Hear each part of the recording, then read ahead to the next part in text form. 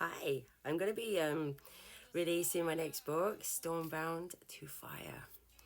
And I just want to do a reading from it. And I hope a lot of you, it doesn't matter what your situation is in life, it's more to do with what learning your self-worth, and going after that. And that's taken me the hardest journey to understand. So anyway, excuse my crazy hair, but anyway, I'm just going to read you this. This is in chapter 1. And in those long darkness of the mind walks, the world grew strangely spiritual. Streetlights flickered when she passed. Crows appeared on rooftops, their black eyes following her. The air shifted, as if something unseen walked beside her. She began hearing it again, low hum, that followed her since childhood. A voice that was not a voice, a presence that wasn't human.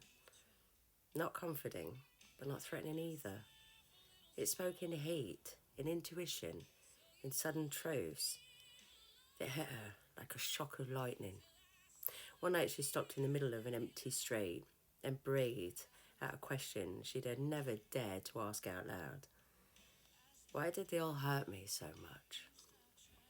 The answer arrived like embers swirling in wind. Because you were meant to rise. And rising always requires burning. After that night, something changed. Nicole wasn't healed, didn't feel as broken, but she was awakening.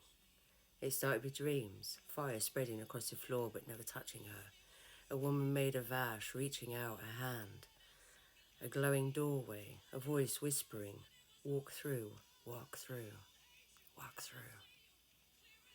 Then came the visions during the waking hours. Shadows flickering behind her reflection, heat in her palms when someone lied. A strange clarity when she looked into another person's eyes, as if she could see their wounds, their fears, their pain, their intentions, their very soul.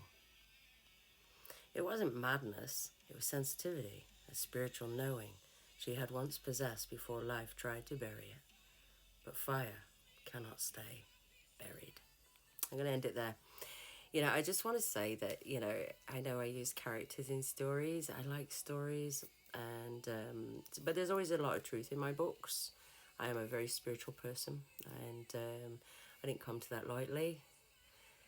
I just